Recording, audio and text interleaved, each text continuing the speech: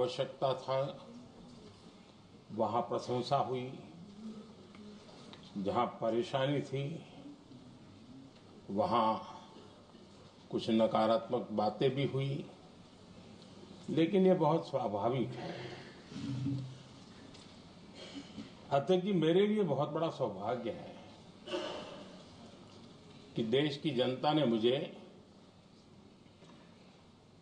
14वीं बार इस जगह पर बैठ करके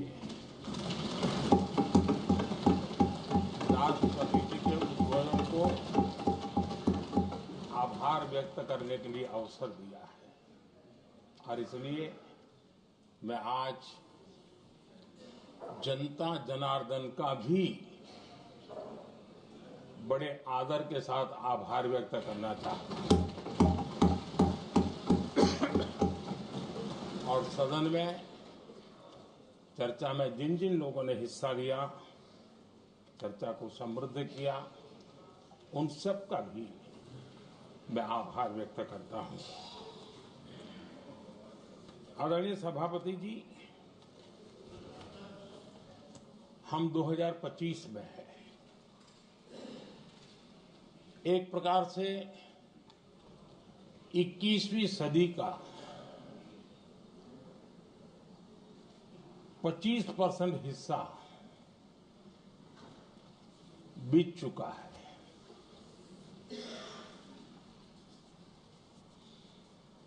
समय तय करेगा 20वीं सदी के आजादी के बाद और 21वीं सदी के प्रथम 25 साल में क्या हुआ, कैसा हुआ।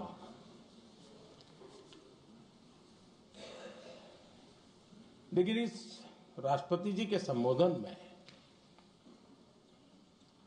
अगर हम बारीकी से अध्ययन करेंगे तो ये साफ नजर आता है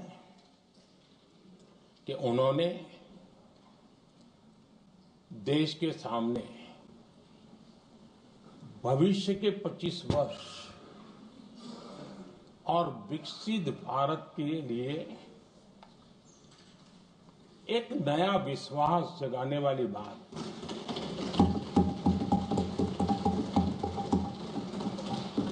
एक प्रकार से आदरणीय राष्ट्रपति जी का ये उद्बोधन विकसित भारत के संकल्प को मजबूती देने वाला है, नया विश्वास पैदा करने वाला है और जन सामान्य को प्रेरित करने वाला है। आदरणीय सभापति जी, सारे अध्ययन बार बार ये कह चुके हैं कि गत 10 वर्ष में देश की जनता ने हमें सेवा करने का मौका दिया। 25 करोड़ देशवासी गरीबी को परास्त करके गरीबी से बाहर निकले।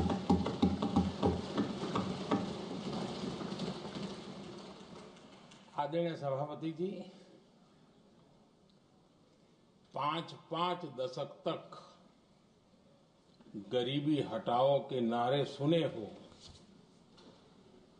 और अब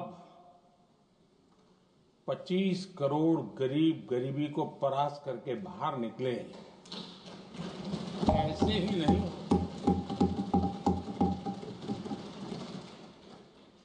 योजनाबद्ध तरीके से, समर्पित भाव से, अपनेपन की पूरी संवेदनशीलता के साथ जब गरीबों के लिए जीवन खपाते हैं ना, तब ये होता है। आदरणीय सभापति जी, जब जमीन से जुड़े लोग जमीन की सच्चाई को जानते हुए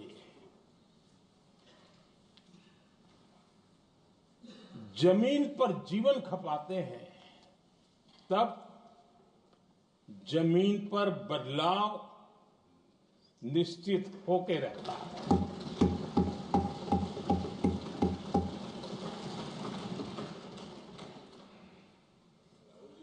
आदरणीय सभापति जी, हमने गरीब को झूठे नारे नहीं, हमने सच्चा विकास दिया।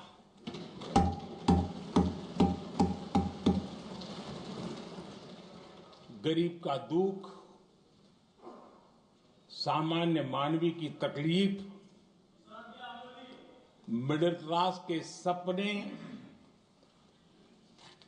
ऐसे ही नहीं समझे जाते। आदरणीय सभापति जी, इसके लिए जज्बा चाहिए।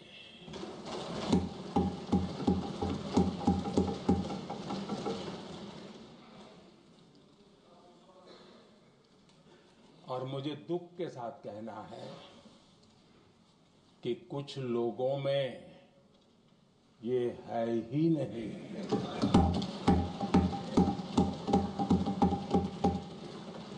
आदरणीय सभापति जी, बारिश के दिनों में कच्ची छत, फुसकी, प्लास्टिक की चादर वाली छत, उससे नीचे जीवन गुजारना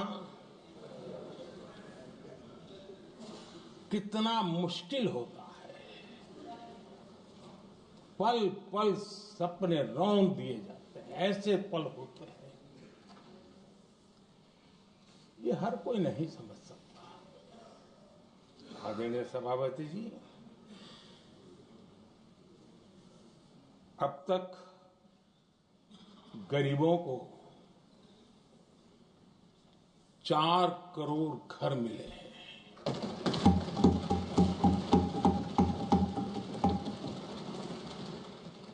जिसने उस जिंदगी को जिया है, उसे समझ होती है कि पक्की छत वाला घर मिलने का मतलब क्या होता है। आदरणीय सभापति जी, एक महिला जब खुले में शौच जाने के लिए मजबूर हो जाती है, वो या तो सूर्योदय के पहले या सूर्यास्त के बाद, कठिनाइयों के झेलने के बाद इस छोटा सा अपना नित्य कर्म करने के लिए निकल सकती है। तब उसे क्या तकलीफ होती थी, ऐसे लोग समझ नहीं सकते।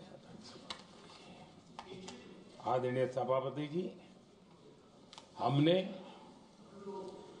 12 करोड़ से ज्यादा शौचालय बनाकर बहनों बेटियों की मुश्किलें दूर की।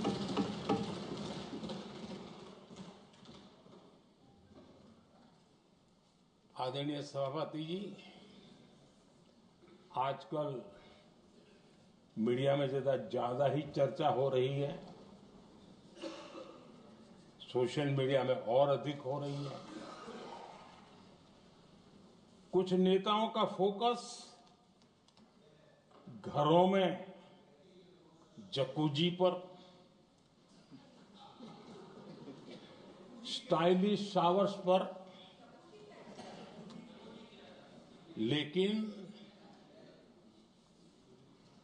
हमारा फोकस तो हर घर जल पहुंचाने पर है।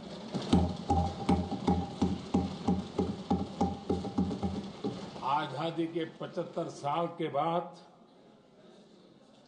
देश में 75% करीब 16 करोड़ से भी ज्यादा घरों के पास जल का करने के लिए नल का कनेक्शन नहीं था। हमारी सरकार ने 5 साल में 12 करोड़ परिवारों को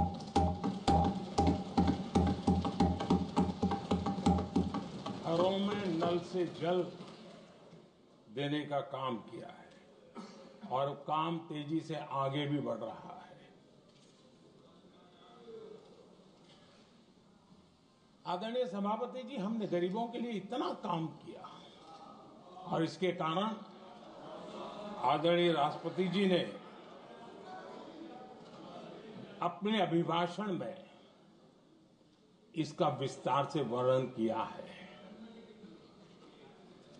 जो लोग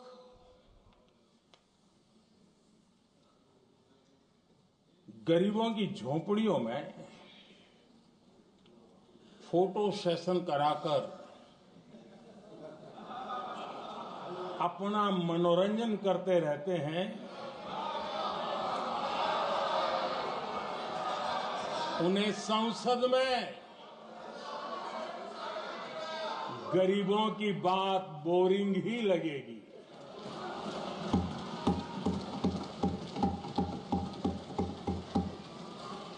आदरणीय सभापति जी, मैं उनका गुस्सा समझ सकता हूं।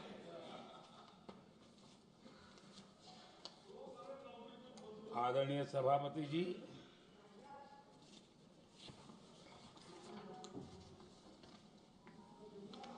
समस्या की पहचान करना एक बात है, लेकिन अगर जिम्मेवारी है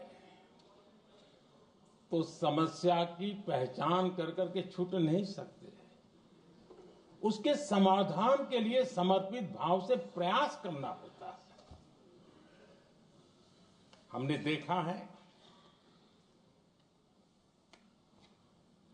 और पिछले 10 साल के हमारे काम को देखा होगा और राष्ट्रपति जी के अभिभाषण में भी देखा होगा। हमारा प्रयास समस्या की समाधान का रहता है और हम समर्पित भाव से प्रयास करते हैं। आदरणीय सभापति जी, हमारे देश में एक प्रधानमंत्री हुआ करते थे।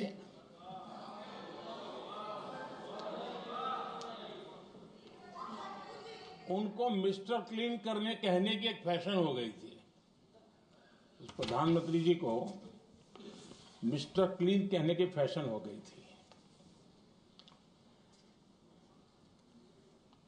उन्होंने एक समस्या को पहचाना था और उन्होंने कहा था कि दिल्ली से 1 रुपया निकलता है तो गांव में 15 पैसा पहुंचता है। अब उस समय तो पंचायत से लेकर पार्लियामेंट तक एक ही पार्टी का राज था। पंचायत से पार्लियामेंट तक एक ही पार्टी का राज था और उस समय उन्होंने सार्वजनिक रूप से कहा था कि 1 रुपया निकलता है 15 पैसा पहुंचता है। बहुत गजब की हाथ सफाई थी।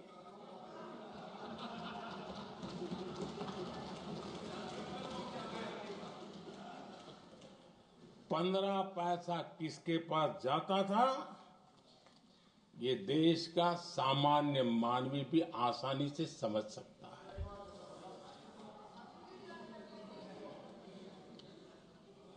आदरणीय सभापति जी, देश ने हमें अवसर दिया, हमने समाधान खोजने का प्रयास किया। हमारा मॉडल है बचत भी विकास भी। जनता का पैसा जनता के लिए। हमने जनधन, आधार, मोबाइल की जेम ट्रिनिटी बनाई और डीबीटी से डायरेक्ट बेनिफिट ट्रांसफर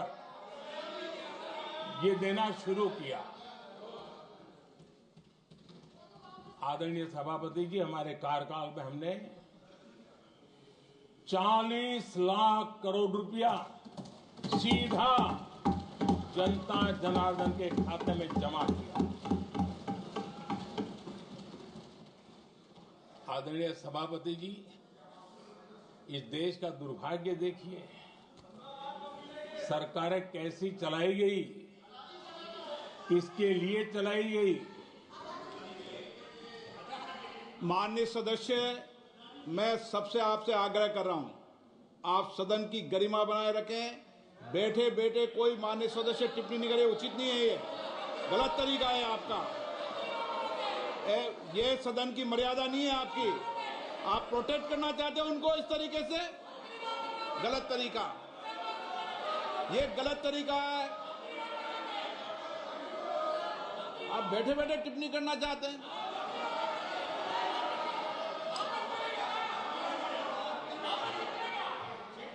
आदरणीय सभापति जी,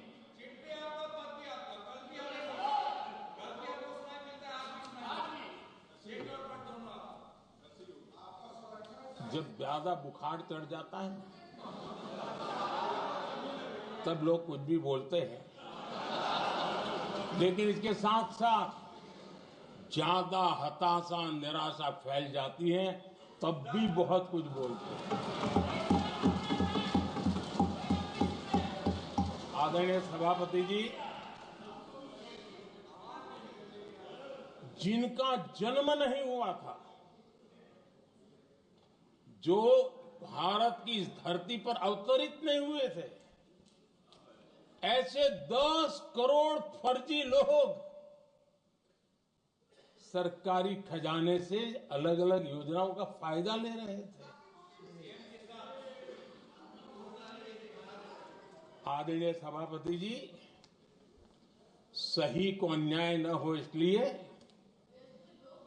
राजनीतिक फायदा नुकसान की परवाह किए बिना हमने 10 करोड़ फर्जी नामों को हटाया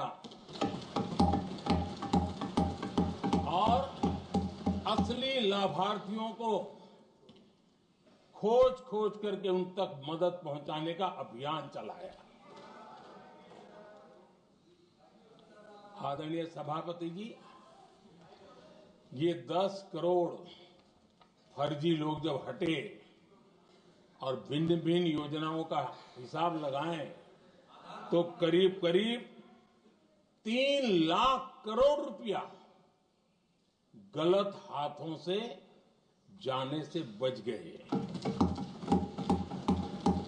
मैं हाथ किसका था ये नहीं कह रहा हूं, गलत हाथों से। आदरणीय सभापति जी, हमने सरकारी खरीद में भी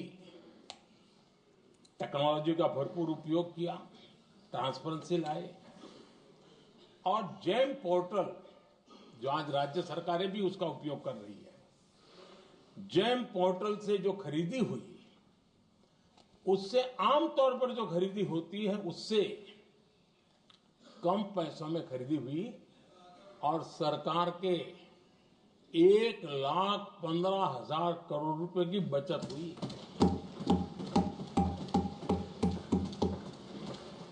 आदरणीय सभापति जी, हमारी स्वच्छता अभियान का बहुत मजाक उड़ाया गया, ऐसा जैसे हमने कोई पाप कर दिया, कोई गलती कर दी, न जाने क्या क्या कहा जाता था। लेकिन आज मुझे संतोष से कहना है कि इन सफाई के कारण हाल के वर्षों में सिर्फ सरकारी दफ्तरों से जो कबाड़ बेचा गया ना, उसमें 2,300 करोड़ रुपया सरकार को मिले। महात्मा गांधी ट्रस्टीशिप के सिद्धांत की बात करते थे। वो कहते थे कि हम ट्रस्टी हैं, ये संपत्ति जनता जनार्दन की है और इसलिए हम पाई पाई को एक ट्रस्टीशिप के सिद्धांत के आधार पर बचाने की और सही जगह पर उपयोग करने का प्रयास करते हैं। और तब जाकर के स्वच्छता अभियान से कबाड़ बेचकर 2,300 करोड़ रुपया देश की सरकार के खजाने में आ रहा है।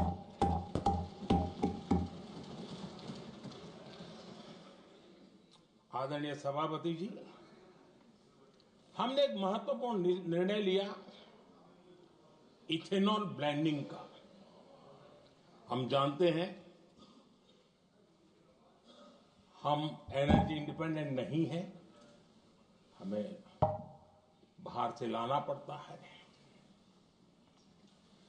जब इथेनॉल ब्लेंडिंग किया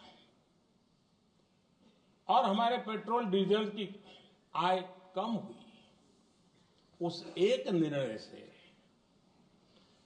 1 लाख करोड़ रुपए का फर्क पड़ा है। और ये पैसे करीब करीब 1 लाख करोड़ रुपया किसानों की जेब में गया है।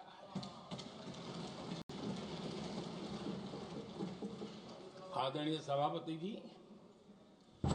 मैं बचत की तो बात कर रहा हूं, लेकिन पहले अखबारों की हेडलाइन हुआ करती थी, इतने लाख के घोटाले, इतने लाख के घोटाले, इतने लाख के घोटाले। 10 साल हो गए, ये घोटाले न कर करके, घोटाले न होने से भी देश के लाखों करोड़ रुपए बचे हैं, जो जनता जनार्दन की सेवा में लगे हैं। आदरणीय सभापति जी, हमने ये जो अलग अलग कदम उठाए, उससे लाखों करोड़ रुपए की बचत हुई, लेकिन उन पैसों का उपयोग हमने शीश महल बनाने के लिए नहीं किया। इसका उपयोग हमने देश बनाने के लिए किया है। इंफ्रास्ट्रक्चर का बजट 10 साल पहले 1,80,000 करोड़ था, हमारे आने से पहले। आदरणीय सभापति जी, आज 11 लाख करोड़ रुपया इंफ्रास्ट्रक्चर का बजट है। और इसलिए राष्ट्रपति जी ने भारत की नींव कैसी मजबूत हो रही है, इसका वर्णन इसमें किया है। रोड हो, हाईवे हो, रेलवे हो, ग्राम सड़क हो, इन सभी कामों के लिए विकास की एक मजबूत नींव रखी गई है। आदरणीय सभापति जी, सरकारी खजाने में बचत हुई वो तो एक बात है, और वो करना भी चाहिए, जैसा मैंने ट्रस्टीशिप की बात कही। लेकिन हमने इस बात पर भी ध्यान रखा है कि जन सामान्य के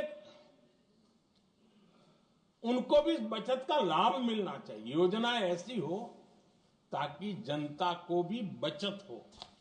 और आपने देखा होगा, आयुष्मान भारत योजना बीमारी के कारण सामान्य मानवी को जो खर्च होता था, अब तक जिन लोगों ने इसका बेनिफिट लिया है, उसी के हिसाब से मैं कहता हूं कि करीब करीब देशवासियों का आयुष्मान योजना का बेनिफिट लेते के कारण जो खर्चा उनको अपने जेब से करना पड़ता, वैसे 1,20,000 करोड़ रुपया जनता जनार्दन के बचे हैं।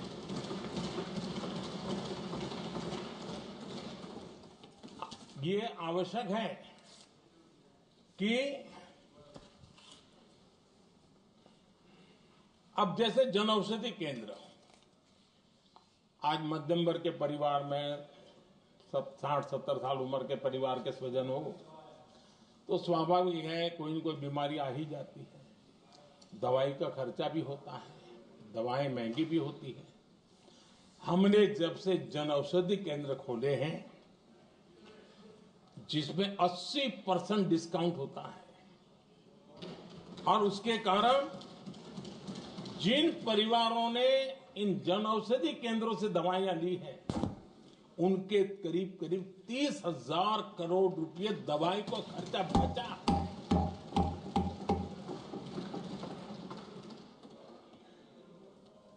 आदरणीय अध्यक्ष जी, यूनिसेफ का भी अनुमान है, उनका कहना है कि जिसके घर में स्वच्छता और टॉयलेट बना, उन्होंने इसका बड़ा सर्वे किया था, उस परिवार को करीब करीब साल भर में 70,000 रुपए की बचत हुई है। स्वच्छता अभियान कहो, टॉयलेट बनाने का काम कहो, शुद्ध जल पहुंचाने का काम करो, कितना बड़ा फायदा हमारे सामान्य परिवार को हो रहा है। आदरणीय अध्यक्ष जी, नल से जल, मैंने प्रारंभ में उसका उल्लेख किया। फिल्म इंडस्ट्री में आजकल स्टार्स अपनी शादी हो या सगाई सब कुछ प्राइवेट। WHO का कहना है कि नल से जल शुद्ध पानी मिलने के कारण उन परिवारों में जो अन्य बीमारियों के खर्चे होते थे, औसत 40,000 रुपया परिवार का बचा है।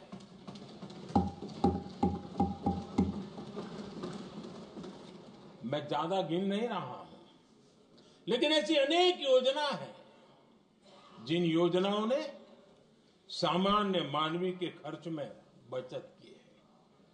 आदरणीय सभापति जी, करोड़ों देशवासियों को मुफ्त अनाज, उसके भी उस परिवार के हजारों रुपये बचते हैं। PM सूर्यघर मुफ्त बिजली योजना, जहां जहां ये योजना लागू हुई, इन परिवारों को औसतन साल भर के 25 से 30,000 रुपये बिजली की बचत हो, पैसों में बचत हो रही है, खर्च में बचत हो रही है। और अगर ज्यादा बिजली है तो बेच करके कमाई कर रहा है वो अलग, यानी सामान्य मानवीय की बचत भी। हमने LED बल्ब का एक अभियान चलाया था। आपको मालूम है कि हमारे आने से पहले LED बल्ब 400 रुपये में बिकते थे। हमने इतना अभियान चलाया, उसकी कीमत 40 रुपया हो गई। और LED बल्ब के कारण बिजली की भी बचत हुई और उजाला भी ज्यादा मिला, और उसमें देशवासियों के करीब 20,000 करोड़ रुपए बचे हैं। आदरणीय सभापति जी, जिन किसानों ने सॉइल हेल्थ कार्ड का वैज्ञानिक तरीके से उपयोग किया है, उनको बहुत फायदा हुआ है, और ऐसे किसानों को प्रति एकड़ 30,000 रुपए की बचत हुई है।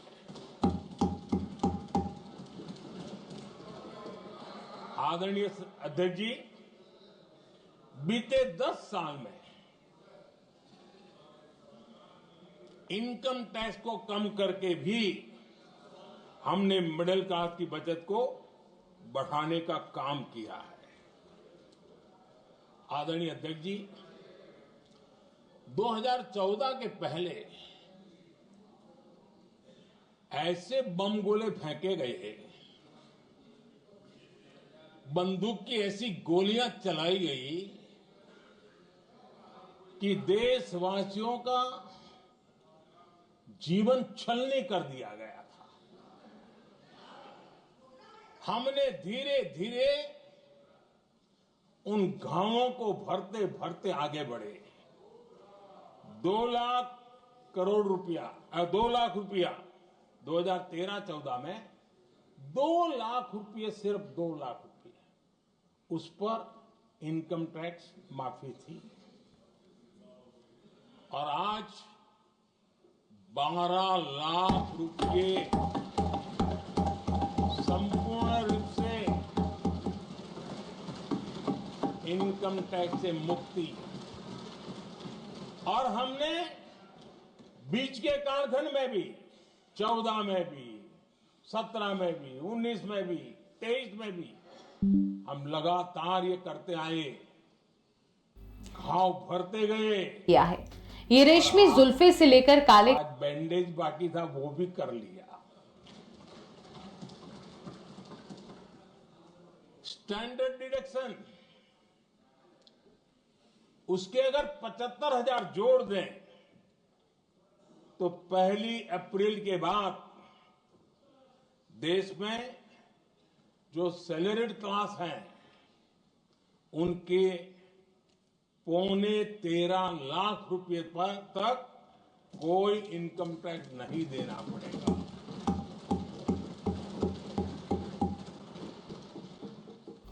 सिर के बाल किसी भी महिला की खूबसूरती में आप जिस समय युवा मोर्चा में काम करते थे तब एक बात आप सुनते होंगे, पढ़ते भी होंगे। एक प्रधानमंत्री आए दिन 21वीं सदी बोला करते थे। एक प्रकार से रट गया था, तकिया कलाम जैसा हो गया था, तो बोलते थे 21वीं सदी। जब इतनी बार बोला जाता था तो उस समय टाइम्स ऑफ इंडिया में R.K. लक्ष्मण ने एक बड़ा शानदार कार्टून बनाया था। वो कार्टून बड़ा इंटरेस्टिंग था। उस कार्टून में एक हवाई जहाज है, एक पायलट है। अब उन्होंने पायलट क्यों पसंद किया वो तो मुझे मालूम नहीं। कुछ पैसेंजर बैठे थे और हवाई जहाज एक ठेले पे रखा हुआ था और मजदूर ठेले को धक्का मार रहे थे और 21वीं सदी लिखा हुआ था। वो कार्टून उस समय तो मजाक लग रहा था, लेकिन आगे चल करके वो सच सिद्ध हो गया। आदरणीय अध्यक्ष जी, ये कटाक्ष था जमीनी सच्चाई से। तब के प्रधानमंत्री कितने कटे उठे थे और फिर हवाई बातों में लगे हुए थे, इसका वो जीता जागता प्रदर्शन करने वाला कार्टून था।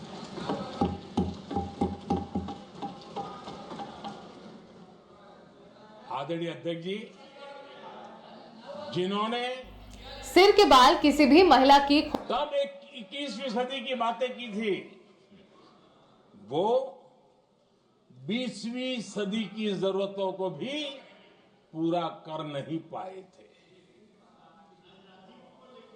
आदरणीय अध्यक्ष जी, आज जब मैं देखता हूं, पिछले 10 साल से सर बीतों को बारीकी से देखने का अवसर मिला है, तो मुझे बड़ा दर्द होता है। हम 40-50 साल लेट हैं, जो काम 40-50 साल पहले हो जाने चाहिए थे। और इसलिए ये साल एंटरटेनमेंट क्वीन राखी सावंत शादी को लेकर एक बार फिर सुर्खियों में छाई। देश की जनता ने हमको सेवा का अवसर दिया। हमने ज्यादा से ज्यादा युवाओं पर फोकस किया। हमें युवाओं की आकांक्षाओं पर बल दिया। हमने युवाओं के लिए ज्यादा अवसर बनाए। हमने कई क्षेत्रों को खोल दिया और जिसके कारण हम देख रहे हैं देश के युवा अपने सामर्थ्य का परचम लहरा रहे हैं। देश में हमने स्पेस सेक्टर को खोल दिया, डिफेंस सेक्टर को खोला, सेमीकंडक्टर मिशन लेकर के आए, इनोवेशन को बढ़ावा देने के लिए अनेक नई योजनाओं को हमने आकार दिया। स्टार्टअप इंडिया इकोसिस्टम पूरा डेवलप किया और इस बजट में भी आदरणीय अध्यक्ष जी एक बहुत महत्वपूर्ण निर्णय हुआ है। 12 लाख की आय पर इनकम टैक्स की माफी। ये समाचार इतना बड़ा बन गया कि बहुत सी महत्वपूर्ण चीजों पर अभी भी कुछ लोगों का ध्यान नहीं गया है। वो महत्वपूर्ण निर्णय हुआ है, हमने न्यूक्लियर एनर्जी सेक्टर को ओपन कर दिया और इसके दूरगामी सकारात्मक प्रभाव और परिणाम देश को देखने के लिए मिलने वाले हैं। आदरणीय अध्यक्ष जी, AI, 3D printing, robotics, virtual reality की चर्चा हम तो गेमिंग का भी महात्मा क्या होता है इसके लिए भी प्रयास करने वाले लोगों में से।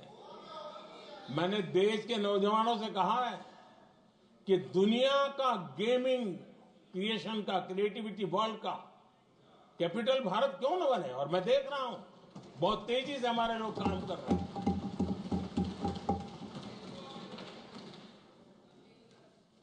कुछ लोगों को अब जब एआई की बात होती है, कुछ लोगों को अब ये शब्द फैशन में है तो बोला जाता है, लेकिन मेरे लिए सिंगल एआई नहीं है, डबल एआई है। भारत की डबल ताकत है।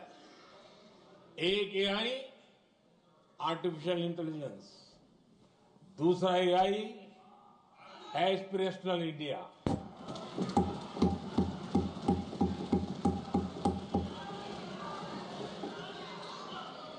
हमने स्कूलों में 10,000 टिंकरिंग लैब्स शुरू किए और आज उन टिंकरिंग लैब से निकले बच्चे रोबोटिक्स बना करके लोगों को चकित कर रहे हैं। और इस बजट में 50,000 नए टिंकरिंग लैब्स उसका प्रावधान किया गया। भारत वो देश है जिसके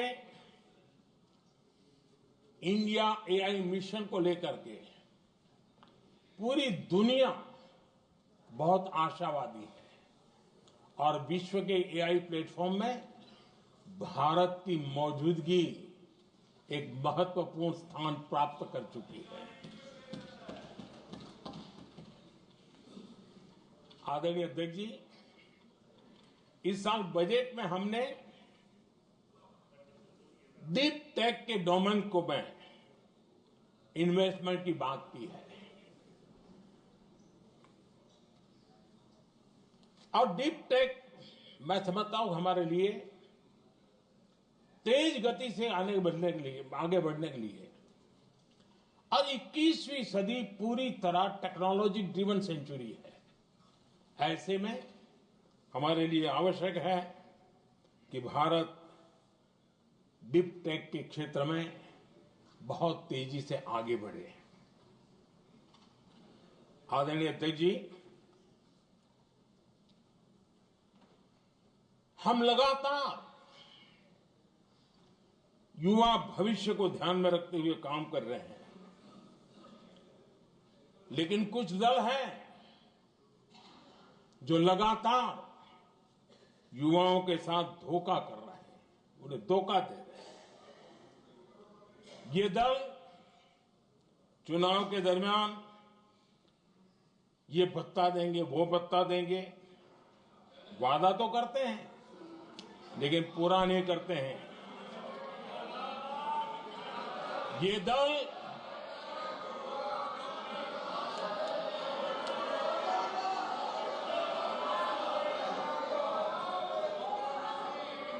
प्लीज माननीय सदस्य गरिमा प्रतिष्ठा बनाए रखें।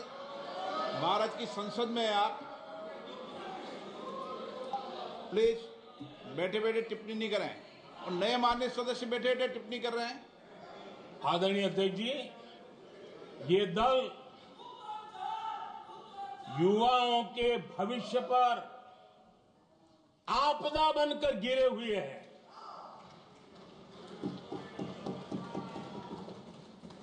आदरणीय अध्यक्ष जी, हम कैसे काम करते हैं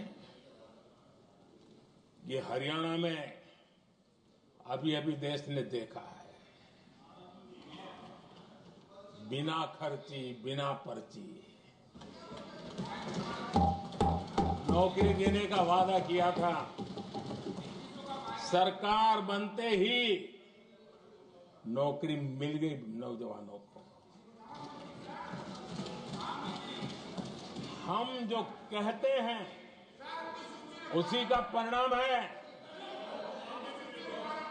आदरणीय अध्यक्ष जी, हरियाणा में तीसरी बार भव्य विजय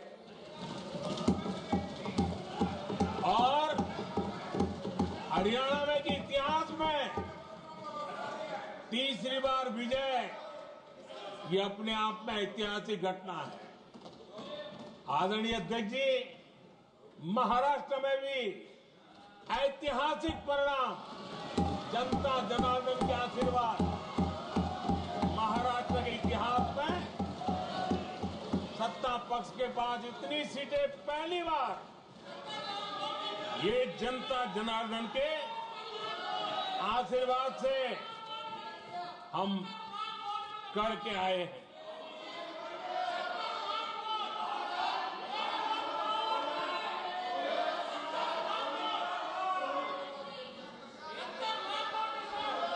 कुछ समझते हैं आदरणीय चीजों को? अध्यक्ष जी, कल जवाब दिया था ना आपको। चलिए। आदरणीय राष्ट्रपति जी ने अपने अभिभाषण में हमारे संविधान के 75 वर्ष होने पर भी विस्तार से चर्चा की है। आदरणीय अध्यक्ष जी, संविधान में जो धाराएं हैं उसके साथ साथ संविधान का एक स्पिरिट भी है और संविधान को मजबूती देने के लिए संविधान की भावना को जीना पड़ता है। और मैं आज उदाहरणों के साथ बताना चाहता हूं। हम वो लोग हैं जो संविधान को जीते हैं।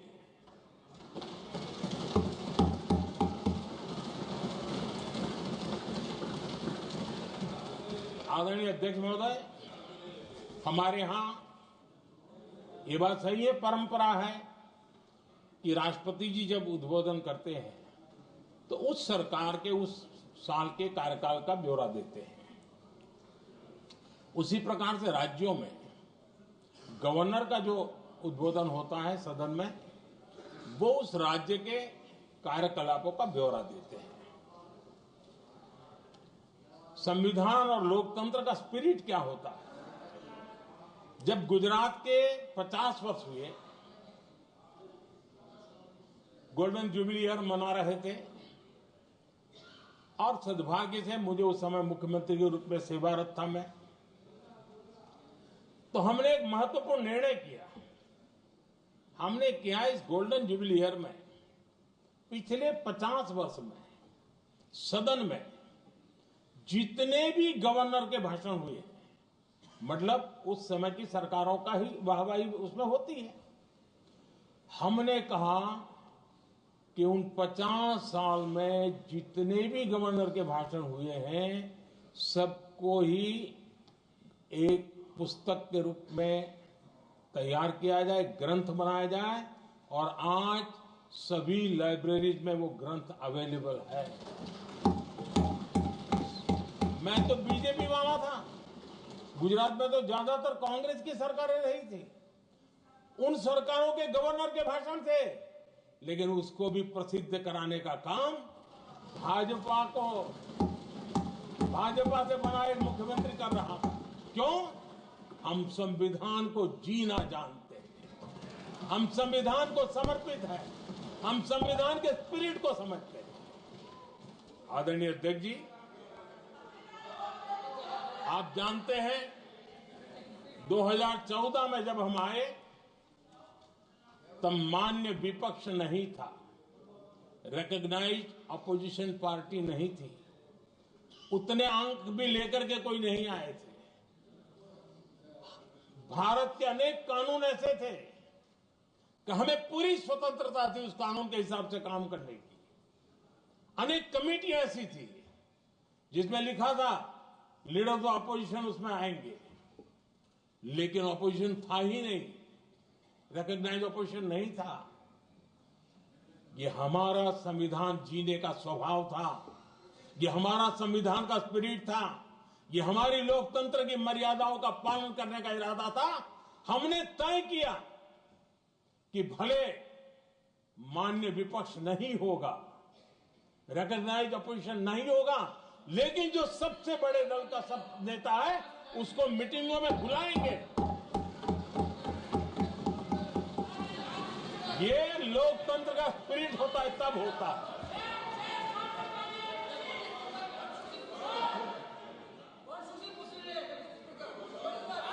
चुनाव आयोग की कमेटियां, आदरणीय अध्यक्ष जी, पहले तो प्रधानमंत्री फाइल करके निकालते थे। ये हम हैं जिसने अपोजिशन के लीडर को भी उस कमेटी में बिठाया है।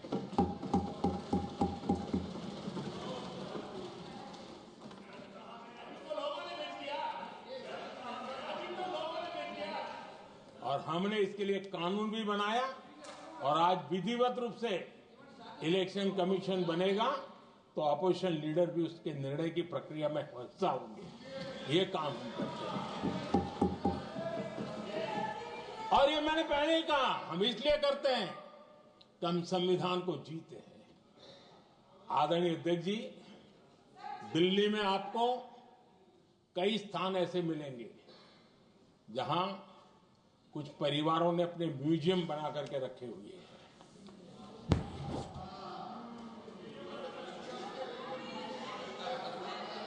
जनता जनार्दन के पैसों से काम हो रहा है। लोकतंत्र का स्पिरिट क्या होता है, संविधान को जीना किसको कहते हैं।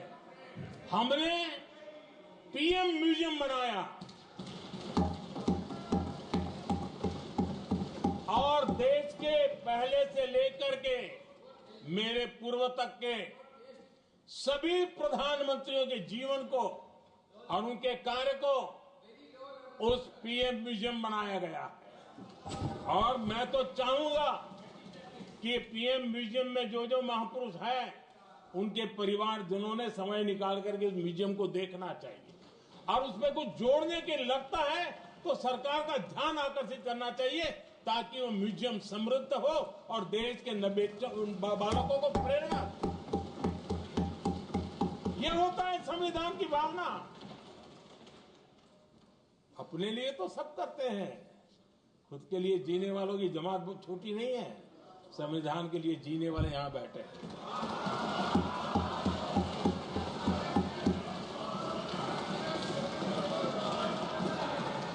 आदरणीय अध्यक्ष जी, जब सत्ता सेवा बन जाए तो राष्ट्र निर्माण होता है। जब सत्ता को विरासत बना दिया जाए तब लोकतंत्र खत्म हो जाता है।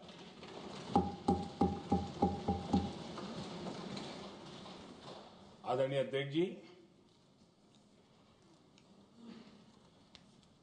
हम संविधान की भावना को लेकर के चलते हैं। हम जहर की राजनीति नहीं करते हैं।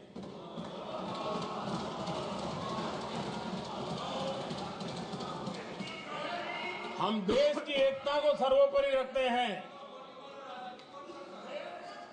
और इसलिए सरदार वल्लभ भाई पटेल का दुनिया का सबसे ऊंचा स्टैच्यू बनाते हैं और स्टैच्यू ऑफ यूनिटी देश को जोड़ने का जिस महापुरुष ने काम किया उसका हम स्मरण करते हैं। और वो भाजपा के नहीं थे, वो जनसंघ के नहीं थे। हम संविधान को जीते हैं, इसलिए इस सोच से आगे बढ़ते हैं।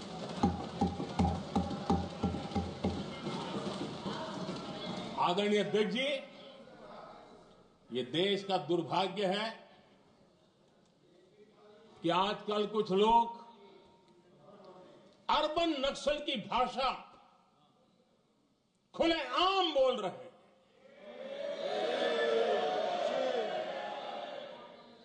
और अर्बन नक्सल जिन बातों को बोलते हैं,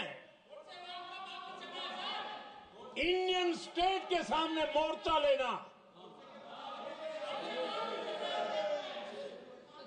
ये अर्बन नक्सल की भाषा बोलने वाले, इंडियन स्टेट के खिलाफ लड़ाई की घोषणा करने वाले न संविधान को समझ सकते हैं, न देश की एकता को समझ सकते हैं।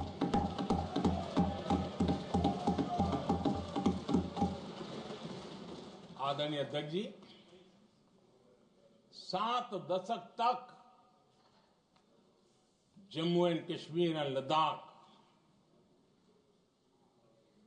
उसे संविधान के अधिकारों से वंचित रखा गया।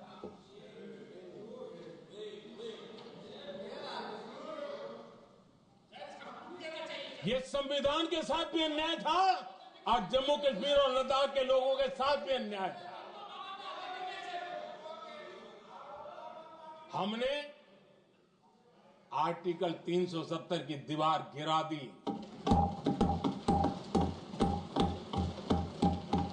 अब जम्मू कश्मीर और लद्दाख के उन राज्यों को, देशवासियों को जो अधिकार हैं, वो अधिकार उनको मिल रहे हैं। और संविधान का महात्म्य हम जानते हैं, संविधान की भावना को जीते हैं, इसलिए ऐसे मजबूत निर्णय भी हम करते हैं। आदरणीय अध्यक्ष जी, हमारा संविधान हमें भेदभाव करने का अधिकार नहीं देता है। जो लोग संविधान को जेब में लेकर के जीते हैं, उनको पता नहीं है कि आपने मुस्लिम महिलाओं को कैसी मुसीबतों में जीने के लिए मजबूर कर दिया था।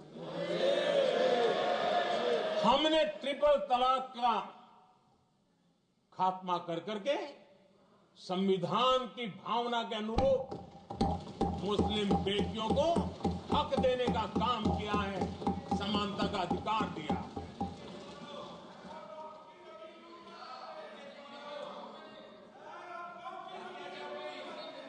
जब भी देश में एनडीए की सरकार रही है, हमने एक लंबे विजन के साथ काम किया है। पता नहीं देश को बांटने के लिए किस किस प्रकार की भाषाओं का प्रयोग किया जा रहा है। हताशा, निराशा पता नहीं उनको कहां तक ले जाएगी, लेकिन हमारी सोच कैसी है, एनडीए के साथी मिलकर के किस दिशा में सोचते हैं।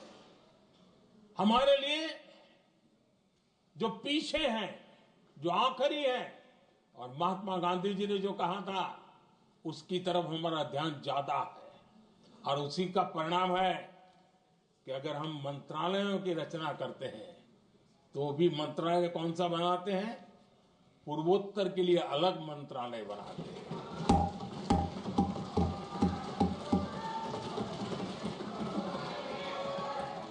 हम देश में इतने साल हो गए, अटल जी आए तब तक किसी को समझ नहीं आया था। भाषण तो देते रहते हैं, आदिवासियों के लिए अलग मंत्रालय एनडीए ने बनाया।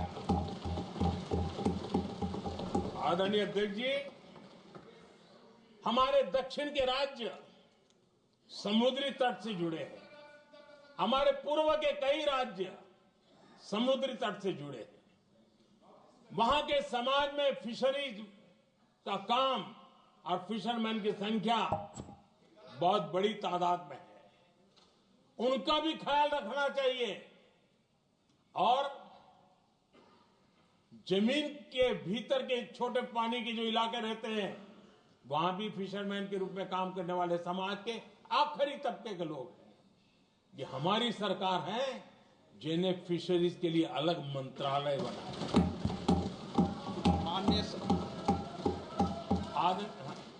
माननीय सदस्यों, अगर सभा की सहमति हो तो सभा की कार्रवाई इस विषय की समाप्ति तक बढ़ा दी जाए।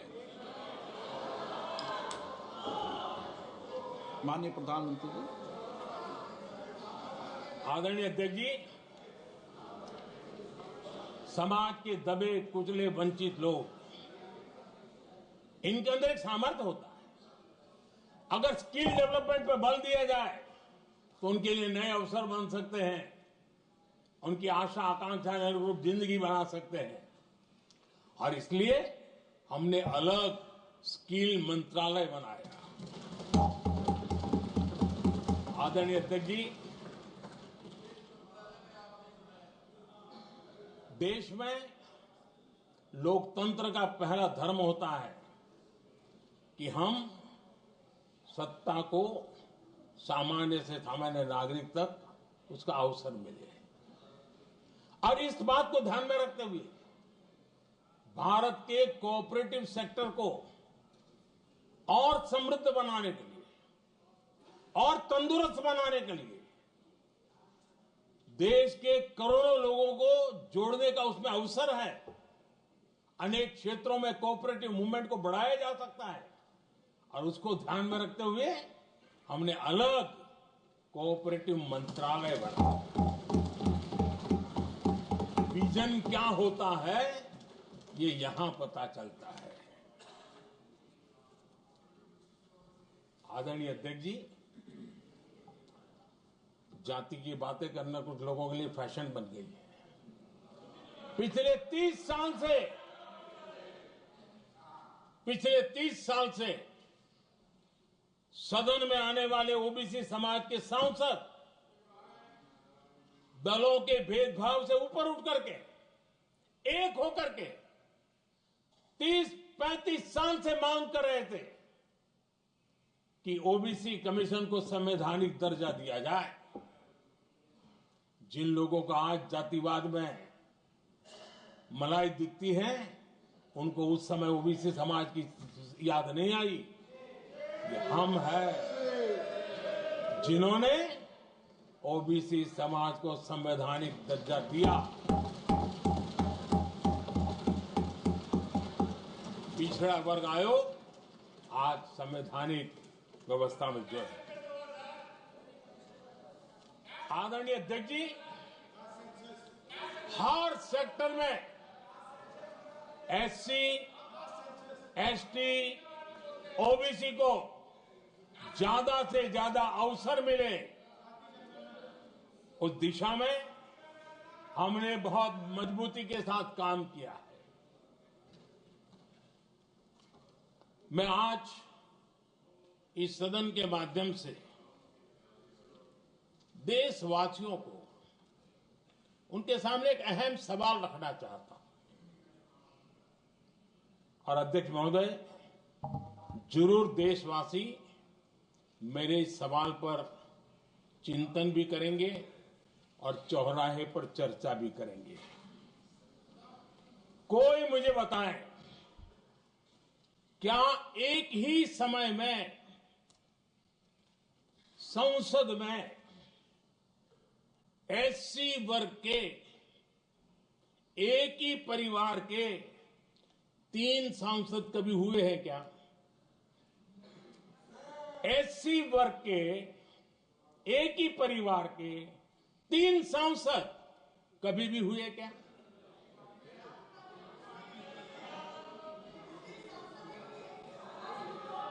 मैं दूसरा सवाल पूछता हूं, कोई मुझे बताए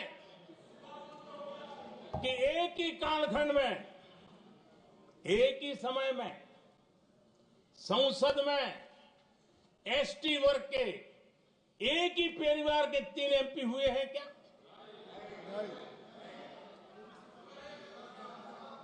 आदरणीय अध्यक्ष जी, कुछ लोगों की वाणी और व्यवहार में कितना फर्क होता है, मेरे एक सवाल के जवाब में मिलता है।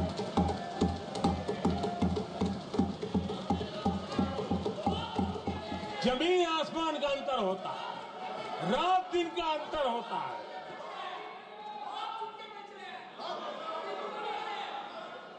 आदरणीय अध्यक्ष जी, हम एससी एसटी समाज को कैसे सशक्त कर रहे हैं? आदरणीय अध्यक्ष जी, समाज में तनाव पैदा किए बिना एकता की भावना को बरकरार रखते हुए समाज के वंचितों का कल्याण कैसे किया जाता है, इसका मैं एक उदाहरण देता हूं।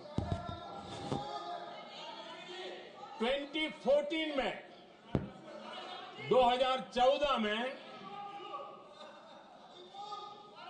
2014 से पहले हमारे देश में मेडिकल कॉलेजों की संख्या 387 थी। 2014 के पहले मेडिकल कॉलेज की संख्या 387 थी। आज 780 मेडिकल कॉलेज हैं।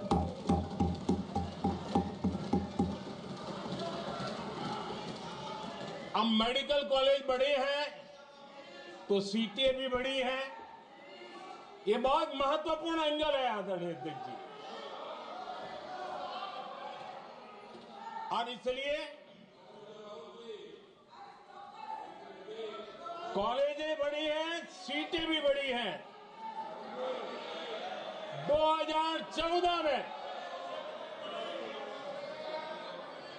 2014 में हमारे देश में एससी छात्रों की 2014 से पहले हमारे देश में एससी छात्रों की एमबीबीएस की सीट 7,700 थी। हमारे आने से पहले दलित समाज के हमारे 7,700 युवा डॉक्टर बनने की संभावना थी। 10 साल हमने काम किया। आज संख्या बढ़कर एससी समाज के 17,000 एमबीबीएस डॉक्टर की व्यवस्था की है। कहां 7,700 कहां 17,000। अगर दलित समाज का कोई कल्याण और समाज में तनाव लाए बिना एक दूसरे के सम्मान को बढ़ाते हुए, आदरणीय अध्यक्ष जी, 2014 के पहले एसटी छात्रों के लिए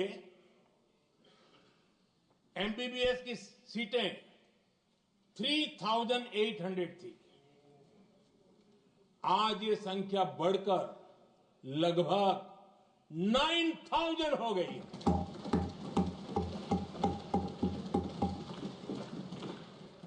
ट्वेंटी 14 के पहले ओबीसी के छात्रों के लिए एमबीबीएस में 14,000 से भी कम, 14,000 से भी कम सीटें थी। आज इनकी संख्या लगभग 32,000 हो गई है। ओबीसी समाज के 32,000 एमबीबीएस डॉक्टर बनेंगे। आदरणीय अध्यक्ष महोदय, पिछले 10 साल में हर सप्ताह एक नई यूनिवर्सिटी बनी है।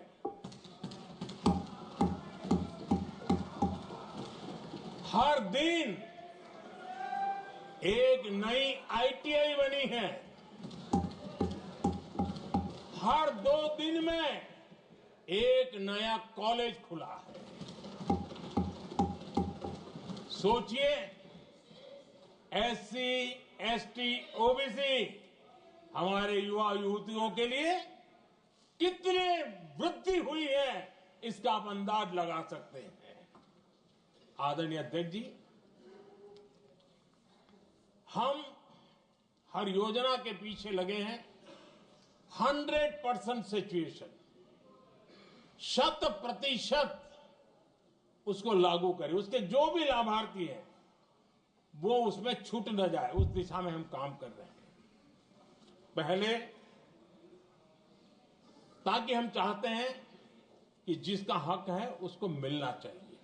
अगर योजना है, उसका हक है, तो उस तक पहुंचना चाहिए। 1 रुपया और 15 पैसा वाला खेल नहीं चल सकता।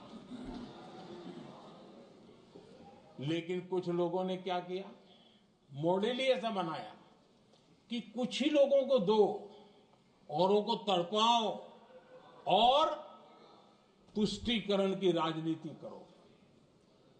देश विकसित भारत बनाने के लिए तुष्टीकरण से मुक्ति पानी होगी। हमने रास्ता चुना है संतुष्टीकरण, पुष्टिकरण नहीं, संतुष्टीकरण। और उस रास्ते पर हम चले हैं। हर समाज, हर वर्ग के लोगों को बिना भेदभाव के जो उसके हक का है वो उसको मिलना चाहिए। ये है संतुष्टीकरण। और मेरे हिसाब से जब मैं 100% सैचुरेशन की बात करता हूं तो उसका मतलब होता है एक असल में सामाजिक न्याय है, ये असल में सेकुलरिज्म है और असल में ये संविधान का सम्मान है। आदरणीय अध्यक्ष जी, संविधान की भावना है सबको बेहतर स्वास्थ्य मिले, और आज कैंसर डे भी है। देश भर में और दुनिया भर में आज हेल्थ को लेकर के काफी चर्चा भी हो रही है। लेकिन कुछ लोग हैं जो गरीब को, बुजुर्गों को आरोग्य की सेवाएं मिले उसमें अड़ंगे डाल रहे हैं, और वो भी अपने राजनीतिक स्वार्थ के कारण। आज आयुष्मान से देश के 30,000 अस्पताल जुड़े हैं और अच्छे स्पेशलाइज्ड प्राइवेट अस्पताल जुड़े हैं जहां आयुष्मान कार्ड वाले को मुफ्त इलाज मिलता है। लेकिन कुछ राजनीतिक दलों ने अपने संकुचित मानस के कारण, कुनीतियों के कारण गरीबों के लिए इन अस्पतालों के दरवाजे बंद करके रखे हुए हैं, और इसका नुकसान कैंसर के मरीजों को उठाना पड़ा है। पिछले दिनों पब्लिक हेल्थ जर्नल लैंसेट की स्टडी आई है। उसका कहना है कि आयुष्मान योजना से समय पर कैंसर का इलाज शुरू हो रहा है। सरकार कैंसर की जांच कराने के संबंध में बहुत ही गंभीर है, क्योंकि जितना जल्दी जांच हो, जितना जल्दी ट्रीटमेंट शुरू हो, हम कैंसर पेशेंट को बचा सकते हैं। और लैंसेट ने आयुष्मान योजना को क्रेडिट देते हुए कहा है कि भारत में इस दिशा में बहुत बड़ा काम हुआ है। आदरणीय अध्यक्ष जी, इस बजट में भी हमने कैंसर की दवाइयों को सस्ते करने की दिशा में बहुत बड़ा महत्वपूर्ण कदम उठाया। इतना ही नहीं, एक महत्वपूर्ण जो निर्णय लिया है वो आने वाले दिनों में, और जब आज कैंसर डे है तो मैं जरूर कहना चाहूंगा सभी माननीय सांसद इसका लाभ ले सकते हैं अपने इलाके के ऐसे मरीजों के लिए। और वो है मरीजों को, आप जानते हैं अस्पताल उतने नहीं होने के कारण भी काफी दिक्कत रहती है बाहर से आने वाले पेशेंट को। 200 डे केयर सेंटर बनाने का निर्णय इस बजट में किया गया। ये डे केयर सेंटर पेशेंट को भी, उसके परिवार को भी बहुत बड़ी राहत देने वाला काम करेगा। आदरणीय अध्यक्ष महोदय जी, राष्ट्रपति जी के भाषण की चर्चा के समय यहां विदेश नीति की भी चर्चा हुई, और कुछ लोगों को लगता है जब तक फॉरेन पॉलिसी नहीं बोलते तब तक वो मैच्योर नहीं लगते, इसलिए उनको लगता है फॉरेन पॉलिसी तो बोलना चाहिए फिर भले ही देश का नुकसान हो जाए। मैं ऐसे लोगों को जरा कहना चाहता हूं, अगर उन्हें सच में फॉरेन पॉलिसी सब्जेक्ट में रुचि है और फॉरेन पॉलिसी को समझना है और आगे जाकर के कुछ करना भी है, ये मैं शशि जी के लिए नहीं कह रहा हूं तो मैं ऐसे लोगों को कहूंगा एक किताब जरूर पढ़े। हो सकता है उनको बहुत फिर कहाँ क्या बोलना उतनी समझ हो जाएगी। वो किताब का नाम है JF case forgotten crisis. JF Kennedy की बात है। JF केस फॉरगॉटन क्राइसिस नाम की किताब है। ये किताब एक प्रसिद्ध फॉरेन पॉलिसी स्कॉलर ने लिखी है और इसमें महत्वपूर्ण घटनाओं का जिक्र है। इस किताब में भारत के पहले प्रधानमंत्री और वो विदेश नीति को भी नेतृत्व करते थे। इस किताब में पंडित नेहरू और अमेरिका के तब के राष्ट्रपति जॉन एफ कैनेडी के बीच हुई चर्चाओं और निर्णयों का भी विस्तार से वर्णन है। जब देश ढेर सारी चुनौतियों का सामना कर रहा था, तब विदेश नीति के नाम पर क्या खेल हो रहा था, उस किताब के माध्यम से सामने आ रहा है। और इसलिए मैं कहूंगा कि जरा ये किताब पढ़िए। आदरणीय अध्यक्ष जी, गोरा है, गोरा है, गोरा है, अब मत बोलो।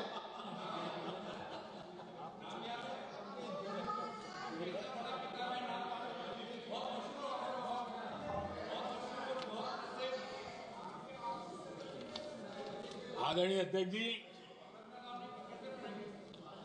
राष्ट्रपति जी के अभिभाषण के बाद एक महिला राष्ट्रपति जी एक गरीब परिवार की बेटी, उनका सम्मान न कर सके, आपकी मर्जी, लेकिन क्या क्या कहकर उनको अपमानित किया जा रहा है।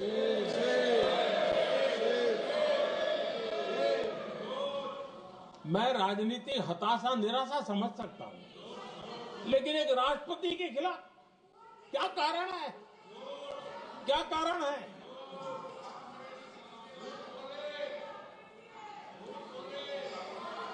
आदरणीय अध्यक्ष जी, आज भारत इस प्रकार की विकृत मानसिकता को छोड़ करके, उस सोच को छोड़ करके विमेन लेड डेवलपमेंट के मंत्र को लेकर के आगे बढ़ रहा है।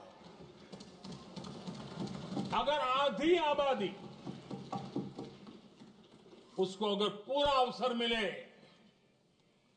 तो भारत 2 गुनी रफ्तार से आगे बढ़ सकता है, और ये मेरा विश्वास है। 25 साल से इस क्षेत्र में काम करने के बाद मेरा विश्वास और दृढ़ हुआ है। आदरणीय अध्यक्ष जी, पिछले 10 साल में सेल्फ हेल्प ग्रुप्स अब तक 10 करोड़ नई महिलाएं SHG में जुड़ी है, और ये महिलाएं वंचित परिवारों से, ग्रामीण बैकग्राउंड से, समाज के अंतिम पायदान पर बैठी इन महिलाओं का सामर्थ्य बढ़ा, उनका सामाजिक स्तर भी ऊपर उठा, और सरकार ने इनकी मदद 20 लाख रुपए तक बढ़ा दी है, ताकि वो इस काम को आगे बढ़ा सके। उनकी कार्यक्षमता बढ़े, उसका स्केल बढ़े, उस दिशा में हम प्रयास कर रहे हैं, और उसका आज ग्रामीण अर्थव्यवस्था पर बहुत ही सकारात्मक प्रभाव हो रहा है। आदरणीय अध्यक्ष जी, राष्ट्रपति जी ने अपने अभिभाषण में लखपति दीदी अभियान की चर्चा की है। हमारी नई सरकार तीसरी बार बनने के बाद अब तक जो जानकारियां रजिस्टर हुई है, उस हिसाब से 50 लाख से ज्यादा लखपति दीदी की जानकारी हम तक पहुंची और जब से मैंने इस योजना को आगे बढ़ाया है अब तक करीब करीब 1.25 करोड़ महिलाएं लखपति दीदी बनी हैं और हमारा लक्ष्य है कि हम 3 करोड़ महिलाओं को लखपति दीदी बनाएंगे और इसके लिए आर्थिक कार्यक्रमों का बल दिया जाएगा। आदरणीय अध्यक्ष जी, आज देश के अनेक गांवों में ड्रोन दीदी की चर्चा हो रही है। एक मनोवैज्ञानिक परिवर्तन गांवों में आया है।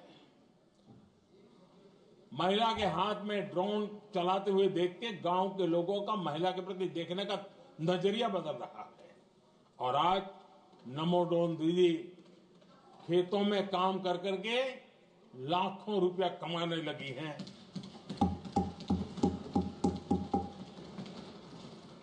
मुद्रा योजना भी नारी शक्ति के लिए उसके सशक्तिकरण की बहुत बड़ी भूमिका अदा कर रहा है। करोड़ों महिलाएं पहली बार मुद्रा योजना लेकर के उद्योग के अंदर अपने कदम रखे हैं और उद्योगपति की भूमिका में आई है। आदरणीय अध्यक्ष जी, 4 करोड़ परिवारों को जो घर दिए उसमें से करीब करीब 75% मकान ऐसे हैं जिसके मालिकाना हक महिलाओं को मिला है। आदरणीय अध्यक्ष जी, ये बदलाव 21वीं सदी के सशक्त भारत की नींव रख रहा है। आदरणीय अध्यक्ष जी, विकसित भारत का लक्ष्य ग्रामीण अर्थव्यवस्था उसको सशक्त बिना किए बिना हम विकसित भारत का निर्माण नहीं कर सकते और इसलिए रूरल इकोनॉमी के हर क्षेत्र को हमने स्पर्श करने का प्रयास किया है और हम जानते हैं रूरल इकोनॉमी में खेती किसानी का बहुत महत्व रहता है। विकसित भारत के 4 स्तंभों में हमारा किसान एक मजबूत स्तंभ है। बीते दशक में खेती के बजट में 10 गुना वृद्धि की गई है, 10 टाइम। 2014 के बाद की बात मैं बताता हूं और ये बहुत बड़ा जंप है। आदरणीय अध्यक्ष जी, आज जो लोग यहां किसान की बातें करते हैं, 2014 से पहले यूरिया मांगने पर लाठी पड़ती थी, रात रात कतारों में खड़ा रहना पड़ता था और वो जमाना था जब खाद किसानों के नाम पर निकलती थी लेकिन खेत में नहीं पहुंचती थी, कहीं और ही काले बाजारी में, और 1 रुपया 15 पैसा वाला हाथ की सफाई का खेल चलता था। आज किसान को पर्याप्त खाद मिल रही है। कोविड का महासंकट आया, सारी सप्लाई चेन डिस्टर्ब हो गई, दुनिया में अनाप शनाप दाम बढ़ गए और परिणाम ये हुआ कि क्योंकि हम यूरिया पर डिपेंडेंट हैं, हमें बाहर से लाना पड़ता है। आज भारत सरकार को जो बोरा यूरिया का 3000 रुपए में पड़ता है, सरकार ने वो झेला और किसान को 300 से भी कम कीमत पर दिया है, 300 रुपए से कम। किसान को ज्यादा से ज्यादा फायदा हो, इसके लिए लगातार हम काम कर रहे हैं।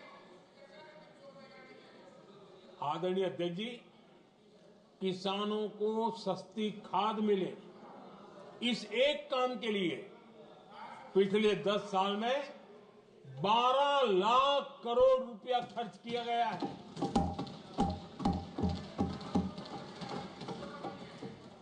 पीएम किसान सम्मान निधि, उसे करीब 3.5 लाख करोड़ रुपए डायरेक्ट किसान के खाते में पहुंचे हैं। हमने रिकॉर्ड एमएसपी भी बढ़ाया और पहले की तुलना में बीते दशक में 3 गुना अधिक हमने खरीदी की है।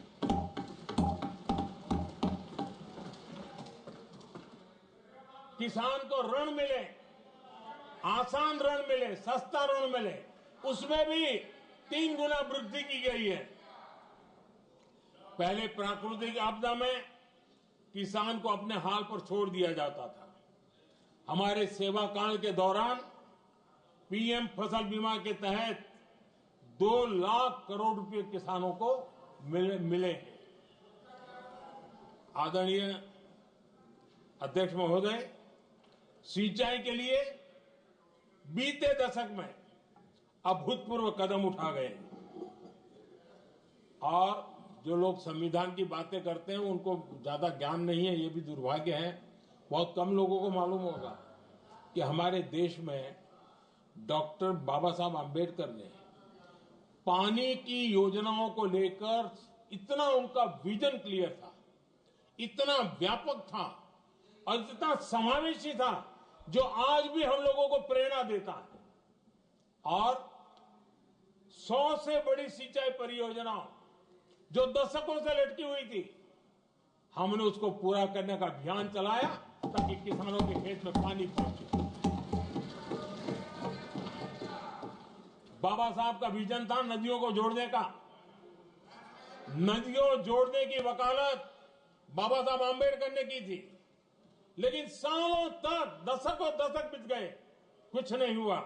आज हमने केन बेतवा लिंक प्रोजेक्ट और पार्वती काली सिंह चंबल लिंक प्रोजेक्ट पर काम शुरू कर दिया। और मैं तो गुजरात में कई नदियों को इस प्रकार से जोड़ करके नदियों को जिंदा करने का काम करने का मेरा सफल अनुभव भी रहा है। आदरणीय अध्यक्ष महोदय, हर देशवासी का इस सपना होना चाहिए, हम सबका सपना होना चाहिए कि दुनिया के हर डाइनिंग टेबल पर made in India food packet क्यों न हो। आज मुझे खुशी होती है जब भारत की चाय, इसके साथ साथ अब हमारी कॉफी भी दुनिया में अपनी महक फैला रही है, बाजारों में धूम मचा रही है। इवन हमारा टर्मरिक कोविड के बाद सबसे ज्यादा मांग बढ़ी है। आदरणीय अध्यक्ष जी, आप जरूर देखेंगे आने वाले समय में हमारा प्रोसेस सी फूड, और जिसको लेकर कुछ लोगों को पता नहीं कब क्यों दर्द हुआ, बिहार का मखाना दुनिया में पहुंचने वाला है।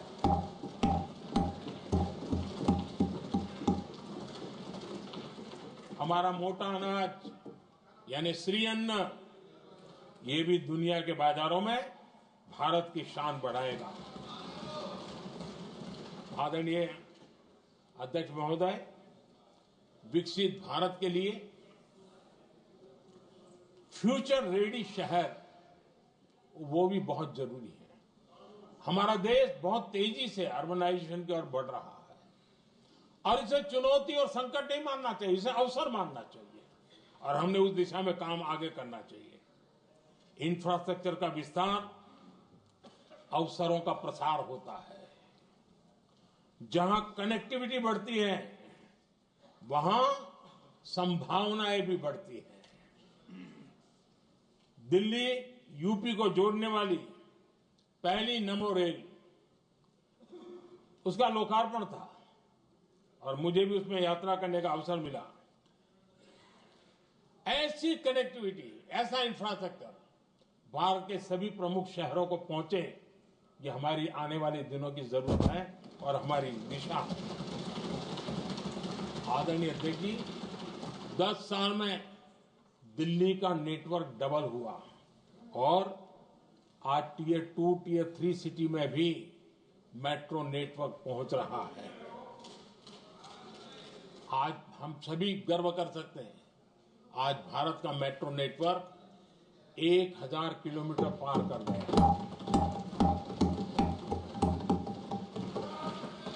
और इतना ही नहीं, वर्तमान में 1000 किलोमीटर और उस पर भी काम चल रहा है। यानी हम कितना तेजी से आगे बढ़ रहे हैं। आदरणीय अध्यक्ष जी, प्रदूषण को कम करने की दिशा में भी कई इनिशिएटिव भारत सरकार ने लिए। 12,000 इलेक्ट्रिक बस हमने देश में दौड़ाना शुरू किया है और दिल्ली को भी बड़ी सेवा करी है, हमने दिल्ली को भी दिया है। आदरणीय अध्यक्ष जी, हमारे देश में एक नया अर्थव्यवस्था हमेशा समय समय पर का विस्तार होता रहता है। आज बड़े शहरों में गीग इकोनॉमी एक महत्वपूर्ण एरिया डेवलप हो रहा है। लाखों युवा इसमें जुड़ रहे हैं। हमने इस बजट में कहा है कि ई श्रम पोर्टल पर ऐसे गीग वर्कर अपनी रजिस्ट्री करवाएं और वेरिफिकेशन के बाद उनको इस न्यू एज सर्विस इकोनॉमी है उसको हम किस प्रकार से सहायता कर सकें और उनको एक आईडी कार्ड मिले ई श्रम पोर्टल पे आने के बाद। और हमने कहा है कि इन गीग वर्कर्स को आयुष्मान योजना का भी लाभ दिया जाएगा ताकि गीग वर्कर को एक सही दिशा में जाने की सुविधा मिलेगी। और एक अनुमान है कि आज देश में करीब करीब 1 करोड़ गीग वर्कर है और उस दिशा में भी हम काम कर रहे हैं। आदरणीय अध्यक्ष महोदय, एमएसएमई सेक्टर बहुत बड़ी मात्रा में जॉब के अवसर लेकर आता है और ये ऐसा क्षेत्र है कि जिसमें रोजगार की अपार संभावनाएं हैं। ये छोटे उद्योग आत्मनिर्भर भारत के प्रतीक है। देश की अर्थव्यवस्था में हमारा एमएसएमई सेक्टर बहुत बड़ा योगदान दे रहा है। हमारी नीति साफ है, एमएसएमई को सरलता, सहूलियत और संबल एक ऐसा क्षेत्र है जिसमें रोजगार की संभावना है। और इस बार हमने मिशन मैन्युफैक्चरिंग उस पर बल दिया है और एक मिशन मोड में हम मैन्युफैक्चरिंग सेक्टर मतलब कि एमएसएमई को बल देना और एमएसएमई के माध्यम से अनेक नौजवानों को रोजगार देना और स्किल डेवलपमेंट से रोजगार के लिए नौजवानों को तैयार करना, ऐसे पूरी इकोसिस्टम को हम बल देते हुए आगे बढ़ रहे हैं। एमएसएमई सेक्टर में सुधार के लिए कई पहलुओं पर हमने काम शुरू किया है। एमएसएमई के लिए क्राइटेरिया 2006 में बनाया गया था, उसे अपडेट नहीं किया गया। पिछले 10 वर्षों में इस क्राइटेरिया में हमने 2 बार अपग्रेडेशन करने का प्रयास किया और इस बार एक बहुत बड़ा जंप लगाया है। पहली बार 2020 में, दूसरी बार इस बजट में हमने एमएसएमई को आगे बढ़ाने का प्रयास किया है। हर तरफ उनको आर्थिक सहायता दी जा रही है। एमएसएमई के सामने चुनौती फॉर्मल फाइनेंशियल रिसोर्सेज की कमी की रही है। कोविड के संकट के काल में एमएसएमई को विशेष बल दिया गया। हमने खिलौना उद्योग उसको एक विशेष बल दिया। हमने कपड़ा उद्योग को विशेष बल दिया। उनको कैश फ्लो की कमी नहीं होने दी और बिना किसी गारंटी को लोन दिया। हजारों उद्योगों में लाखों नौकरियों की संभावनाएं बनी और नौकरियां सुरक्षित भी हुई। छोटे उद्योग, उनके लिए customised credit card, credit guarantee coverage उस दिशा में हमने कदम उठाए जिसके कारण वो अपने ईज ऑफ डूइंग बिजनेस को भी बढ़ावा मिले और वो गैर जरूरी नियमों को कम करने के कारण उनका एडमिनिस्ट्रेटिव बोझ जो रहता था, एक आध व्यक्ति को उनको काम पर पैसा देना पड़ता था, वो भी बंद कर दिया गया। एमएसएमई को बढ़ावा देने के लिए जो हमने नई नीतियां बनाई है, आपको खुशी होगी, एक समय था 2014 के पहले खिलौने जैसी चीजें हम इंपोर्ट करते थे। आज मैं गर्व से कह सकता हूं कि मेरे देश के खिलौने बनाने वाले छोटे उद्योग आज दुनिया के अंदर खिलौने एक्सपोर्ट हो रहे हैं।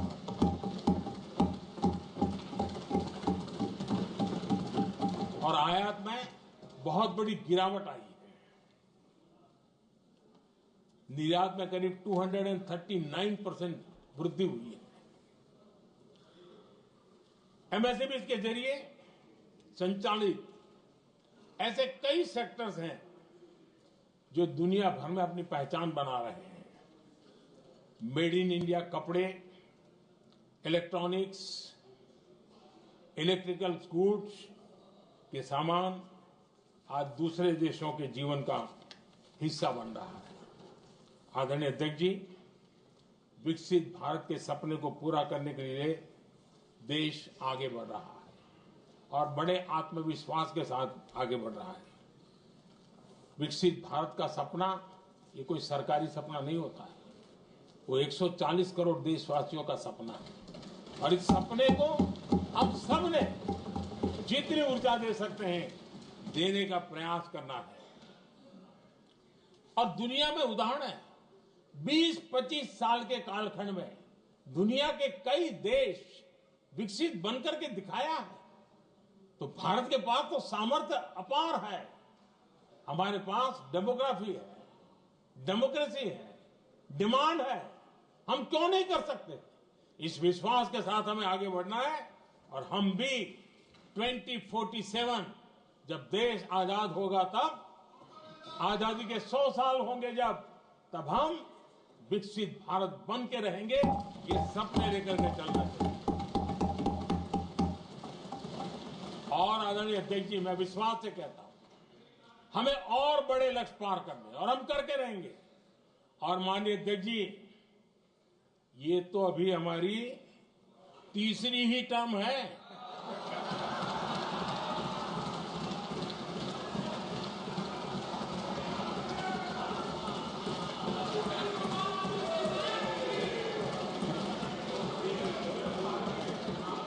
हम देश की आवश्यकता के अनुसार आधुनिक भारत बनाने के लिए, सक्षम भारत बनाने के लिए और विकसित भारत का संकल्प साकार करने के लिए हम आने वाले अनेक वर्षों तक जुटे रहने वाले हैं।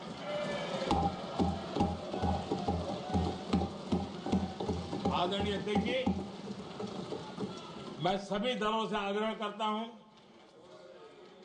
सभी नेताओं से आग्रह करता हूं, देशवासियों से आग्रह करता हूं, अपनी अपनी राजनीतिक विचारधाराएं होंगी, अपने अपने राजनीतिक कार्यक्रम होंगे, लेकिन देश से बड़ा कुछ नहीं हो सकता।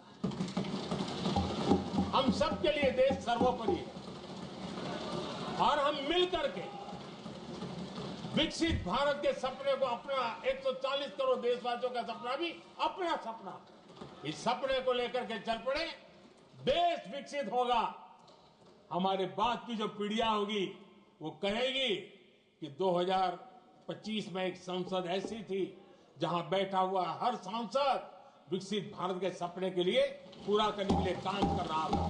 आदरणीय अध्यक्ष जी, मैं राष्ट्रपति जी के अभिभाषण पर अपना धन्यवाद व्यक्त करते हुए आपका भी आभार व्यक्त करता हूं, सदन का भी आभार व्यक्त करता हूं। धन्यवाद। धन्यवाद। प्रस्ताव पर श्री अमरा राम जी, प्रोफेसर सौगत राय जी, श्री एन.के. प्रेमचंद्र जी, सुधाकर सिंह जी, श्री लालजी वर्मा, विशाल दादा, प्रकाश बाबू पाटिल एवं टी सुमिति ने अनेक संशोधन प्रस्तुत किए गए हैं। अब मैं सभी संशोधनों को एक साथ सभा में मतदान के लिए रखता हूं। प्रश्न है कि माननीय सदस्यों द्वारा प्रस्तुत सभी संशोधनों को स्वीकृत किया जाए। जो सदस्य पक्ष में हाँ कहें, जो विरोध में ना कहें, मेरे विचार में निर्णय ना वालों के पक्ष में, ना वालों के पक्ष में संशोधन अस्वीकृत हुआ। अब मैं राष्ट्रपति के अभिभाषण पर धन्यवाद प्रस्ताव को सभा में मतदान के लिए रखता हूं। प्रश्न है कि महामहिम राष्ट्रपति जी की सेवा में निम्नलिखित शब्दों में एक समावेदन प्रस्तुत किया जाए कि सत्र में समवेत लोकसभा के सदस्य राष्ट्रपति जी के